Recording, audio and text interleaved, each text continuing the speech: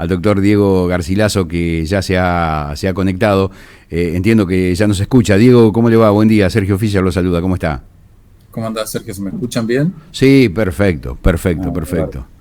Bueno, a ver, Diego. No sé si estabas escuchando hace un ratito la radio, imagino que no, pero... ¿Eh?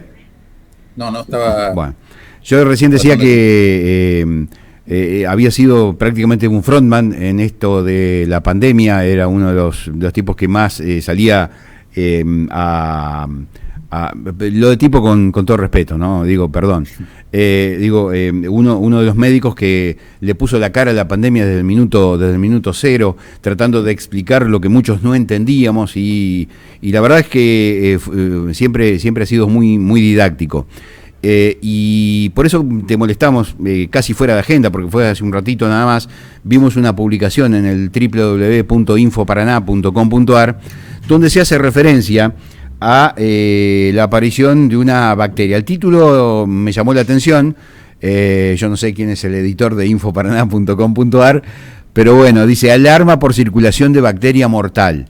El término alarma es lo que llama la atención.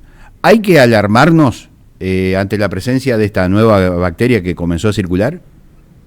Sí, bien, yo no leí la nota, no sé a qué bacteria se refiere. Yo supongo que habrán hecho una nota referida a Streptococcus. Sí, sí, claro. Que es una bacteria. Bueno, nosotros ya hace unos meses habíamos advertido sobre una situación que estábamos viendo este año, a diferencia de años anteriores, de un aumento de casos graves por esta bacteria. Pero hay que tener en cuenta que no es una bacteria nueva, es una bacteria que ya hace 200 años por lo menos que se conoce, que es una bacteria muy común que produce las faringitis, las anginas con placas. Y es muy común en la población pediátrica, generalmente entre los 4 y 10 años se da muy frecuente esta infección por esta bacteria. Es muy raro que produzca complicaciones, sobre todo complicaciones como nosotros llamamos infecciones invasivas, o sea que la bacteria pase a la sangre y produzca ya una infección mucho más grave. Esta situación es rara, pero en todo el país y particularmente también en nuestra provincia empezamos a ver más casos de esos casos graves en relación a años anteriores. Esa es la situación. Nosotros, por ejemplo, en el 2019 tuvimos también un aumento en el número de casos graves, pero hemos llegado a 3 o 4, y este año ya prácticamente tenemos notificado cerca de 12 casos, o sea que y años anteriores, desde el 2019 hasta ahora, habíamos tenido 1 o 2 casos por año, muy poco. Entonces lo que sí vimos un aumento, y este aumento también se vio a nivel nacional. Hoy a nivel nacional ya tienen casi 118 casos confirmados de esta enfermedad grave, de la enfermedad grave. Después, anginas por esta bacteria se ve muchísimo, hay muchas todos los días, digamos, pero lo que nos llamó la atención es esta situación de complicaciones más frecuentes de lo habitual. Bueno, la nota que reproduce Info Paraná es un refrito de una serie de fuentes y el caso del diario Clarín publica cifras estadísticas de las últimas 2 semanas. Habla de un crecimiento de 382 a 487 casos en las últimas 2 semanas y de víctimas fatales de 64 a 78. ¿No? Una multiplicación de las víctimas fatales. Digo, yo recuerdo los comienzos, y por eso me acordé rápidamente de usted o de vos, Diego, aquellos comienzos de la pandemia. Digo, no estamos ni por asomo frente a algo similar. No, es algo, ya te digo, no es algo tampoco que la pandemia, el problema principal que teníamos era que había tantos casos que saturaban los sistemas de salud. Sí. Es un virus que se transmite mucho más rápido que esta bacteria. Y ya te digo, la gran mayoría de los casos son casos leves, moderados, que simplemente requieren un tratamiento. Y a diferencia de lo que fue la pandemia en aquel momento, existe un tratamiento que es un antibiótico, que es muy efectivo, que se toma aproximadamente 10 días, depende del antibiótico que le indique el médico, y esa enfermedad cede rápidamente y se cura rápidamente. Entonces, es una situación completamente distinta. Y además, el número de casos no es tan grande como fue la pandemia. Pero sí hay que estar alerta, sobre todo los padres que tienen niños pequeños, en este grupo de edad que yo te decía recién, ante los cuadros de anginas, digamos, con placas, anginas bacterianas con fiebre, generalmente son cuadros con mucha fiebre, anginas con mucha fiebre, para consultar al pediatra, al médico de cabecera, para evaluar si este niño no requiere un antibiótico para hacer el tratamiento, porque esto, antes se actúe y antes se dé el tratamiento, más efectivo. Se evitan las complicaciones. Hasta acá hemos hablado, Diego, de la franja etaria que va desde los 4 hasta los 10 años o antes, ¿no? Desde la lactancia hasta los 10 años. Digo, ¿qué pasa con las personas mayores? ¿Son pasibles también de la invasión de esta bacteria? Sí, tenemos casos confirmados de gente mayor. En general, la complicación, digamos, esta enfermedad invasiva en gente mayor, muchas veces se dan personas que tienen algún problema de salud previo, algún problema de salud, digamos, que disminuye las defensas, principalmente ese tipo de enfermedades. Pero ya te digo, es mucho más frecuente en la población pediátrica. Se da en adultos, es más rara la enfermedad en adultos, y la complicación en adultos en general se da en personas que tienen ya algún antecedente de alguna enfermedad importante. Sí, una comorbilidad compatible con esto. Exactamente. Mirá que aprendimos términos, ¿no? En el marco de la pandemia. La comorbilidad era una. O la enfermedad de base, ¿no? Exactamente. Bueno, a ver, ¿cuáles son los síntomas principales? Digo, ¿qué es lo que nos tiene que alertar de la posible presencia de esta bacteria? Digo, y no confundirla con otra, porque tampoco hay que generar una psicosis, ¿no? Claro, lo más típico que se presenta esta bacteria es como una angina. Claro. Pero también se puede presentar como una infección en la piel. Esa es otra forma de presentarse. La erisipela también es una de las enfermedades que produce y son infecciones también de la piel. Pero lo más frecuente es que esto se presente como una angina. Pero es una angina, nosotros, bueno, anginas tenemos de distintos tipos. La más frecuente es la angina viral, digamos, una angina viral producida por virus. Pero esta angina tiene la particularidad de que en general tiene fiebre alta, o sea, de 38 para arriba, y también se acompaña en general de placas y dificultad para tragar. O sea, es una angina que tiene un poco más de síntomas que la angina viral. Igualmente es muy difícil distinguirla clínicamente de una angina viral de una angina de bacteriana. Por eso también muchas veces los médicos indicamos en estos pacientes, cuando tenemos dudas de si es una angina bacteriana o viral, se puede indicar un test rápido para detectar esta bacteria, un test que se hace en menos de 24 horas, y se puede determinar, digamos, con más fehacientemente si estamos en presencia de esta bacteria para poder dar el antibiótico lo antes posible. Una pregunta casi autorreferencial, Diego.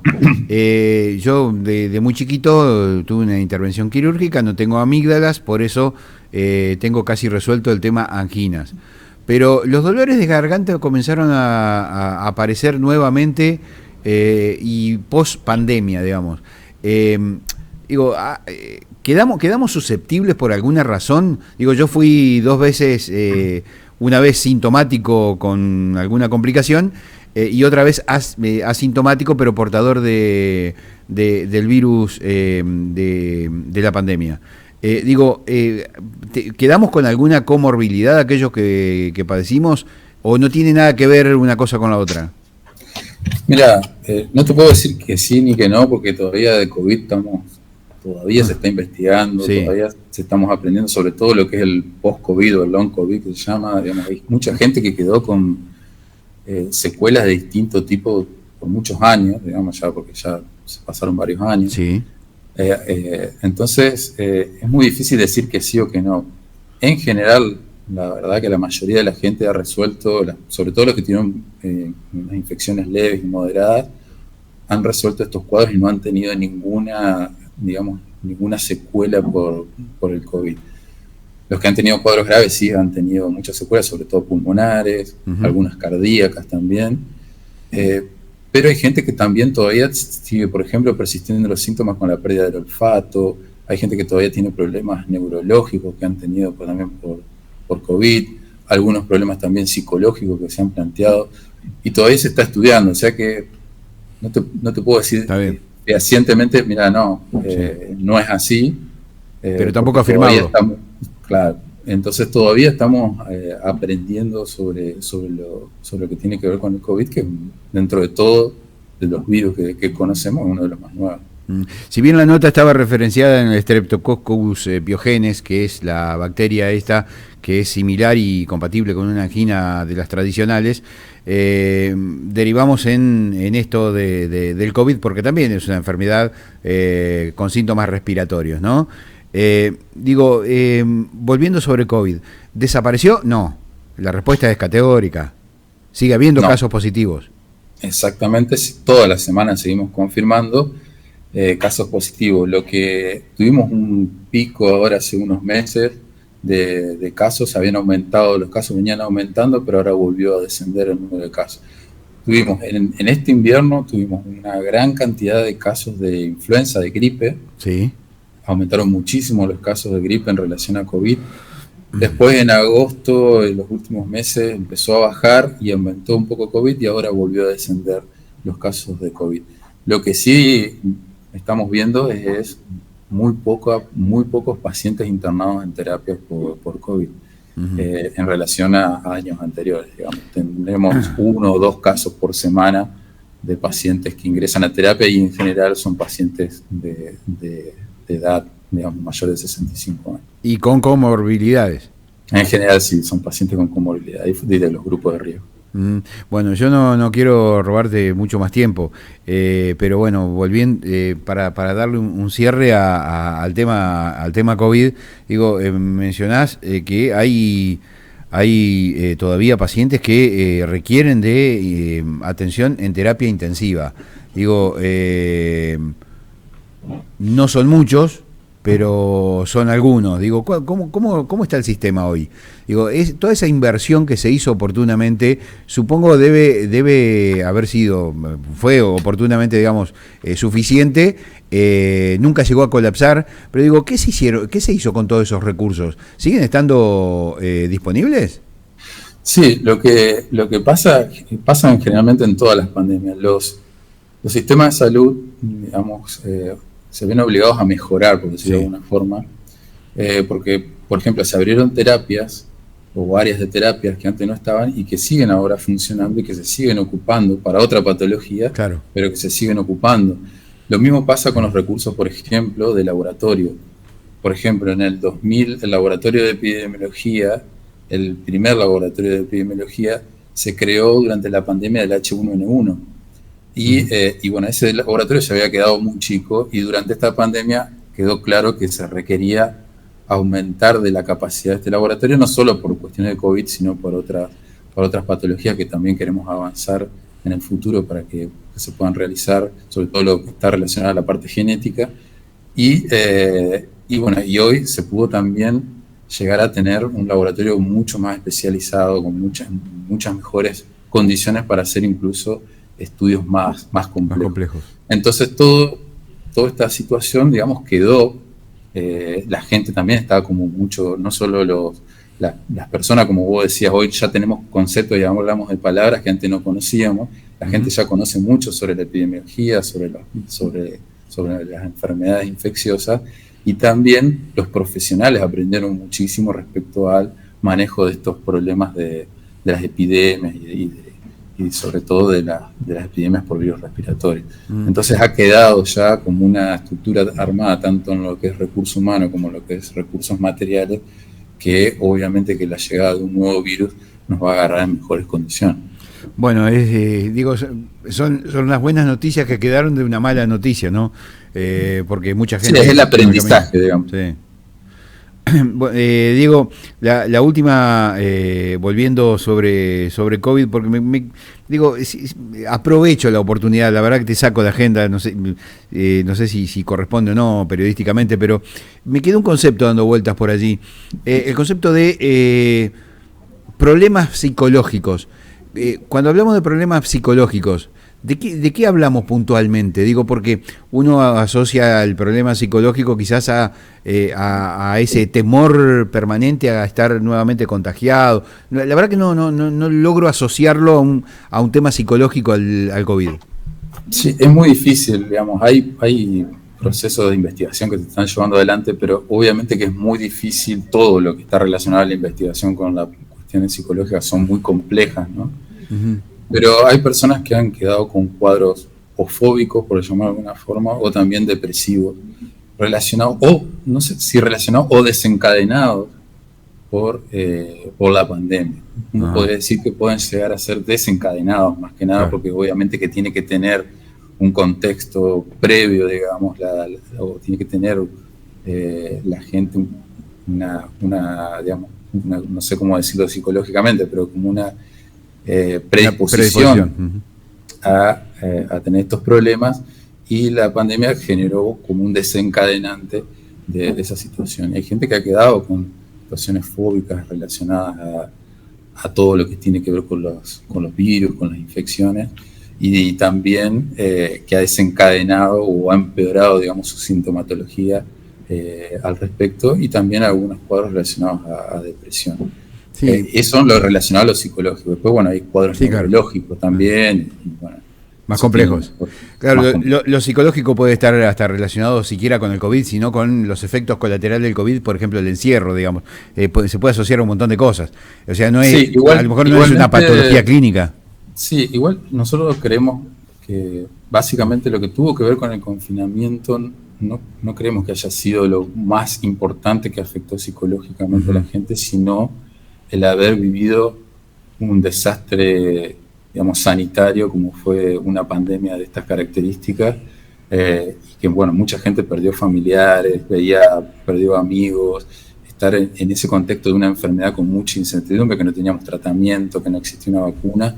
Todo ese contexto fue muy difícil de llevar, de abordar psicológicamente para muchas personas, digamos, más allá del confinamiento. Diego, quiero agradecerte muchísimo la generosidad de habernos atendido así fuera de agenda y además de saltar de un tema al otro, ¿no? Pero bueno, siempre recordamos estos diálogos que mantuvimos en la otra radio, también donde todavía estamos de 6 a 8 de la mañana, muy temprano, y sabes que queda muchísimo para hablar de COVID. En algún momento te vamos a invitar a que vengas acá al piso, porque hay un montón de temas que me parece que perdimos de vista. Y cómo también nos ha cambiado, ¿no? Nos ha cambiado como pacientes, ¿no? El tema del COVID. Sí. Y en algunos casos hasta con demasiado googleo, ¿no? Y terminamos siendo hipocondríacos y autodiagnosticadores y una serie de cuestiones, digamos, que son materia de análisis también y son efectos colaterales de este COVID. Por el tiempo, gracias, Diego, ¿eh? Abrazo grande. Bueno, gracias a vos, y bueno, cuando podamos, seguramente me da una vuelta ahí por donde están ustedes. Gracias, ¿eh?